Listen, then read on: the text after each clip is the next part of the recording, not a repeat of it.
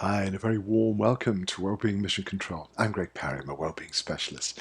And one of the issues that you've been addressing in various communications over the past few weeks is the question of sleep, or rather, the question of lack of sleep, because most people seem to be waking up in the morning and really wishing and hoping and praying they could just pull the duvet up over their chin and grab another couple of hours of sleep. And this is a serious issue. Did you know that there are more car accidents in the world because of a lack of sleep than due to the problems of alcohol or drug abuse? It's that serious. We happily wake up in the morning bleary-eyed and jump in our cars and just imagine everything's going to be fine. But the fact is that long-term problems with sleep lead to all kinds of weird phenomena in our health. It also affects cognitive function. Poor night's sleep can reduce your ability to think clearly by perhaps 23%, according to the research.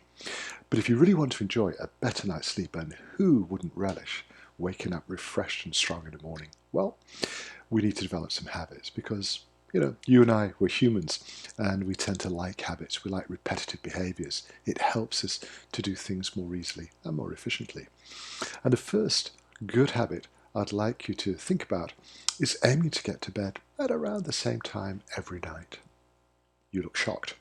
That includes weekends. Now, it may not be 100% solid as a rule, but it's a good guiding principle because we encourage the body to think, oh yeah, that's the time I should really try and get some sleep. The next thing I'd like you to remember is that your sleep is divided roughly into 90-minute blocks. That's right. It's better to wake up at the end of one of those blocks because you're likely to be more fully awake than to try and wake up halfway through one of those 90-minute phases. So here's the tip. If you know what time you're planning to wake up, work backwards in roughly 90-minute sections. That'll tell you when you need to think about getting to sleep. It's a really neat technique and it's helped me enormously to wake up feeling really refreshed. The other thing I'd like to suggest is that you reserve the bedroom pretty much for sleep. I know what you're thinking.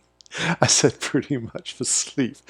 But what I'm really talking about is removing all computers, phones, iPads, all electronic media, because they're very stimulating for the mind.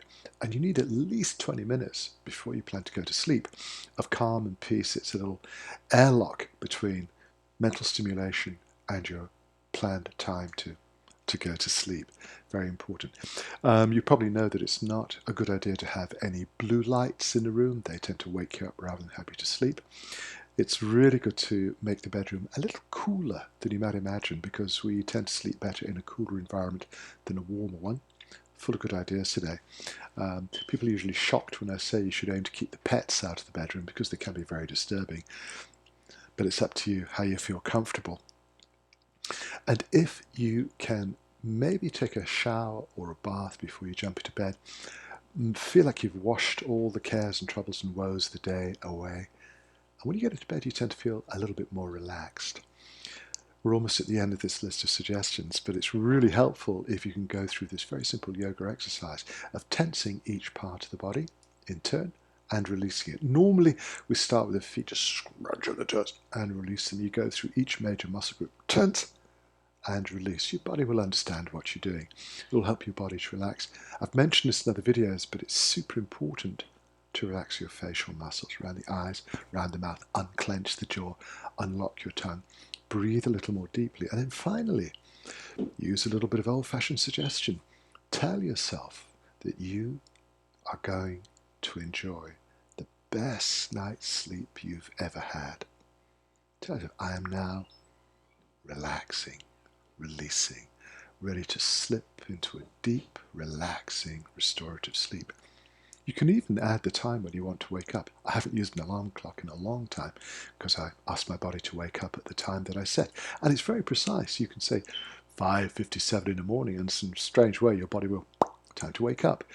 Tell yourself that you're going to wake up feeling refreshed, energized, supercharged, enthusiastic, ready to face whatever the day will bring. And this helps to set up the expectations, both in your body and your mind, for a really great day. We are highly suggestible. And if you start to put very positive suggestions into the framework, your body, your mind will respond. it'll begin to follow those instructions rather than following the example of worry, fear, doubt, and anxiety that most of us wrap around our thoughts and feelings during the course of the day. The mission really is for you to be able to develop a really good, strong set of sleep habits. The difference in terms of the quality of your life is just amazing.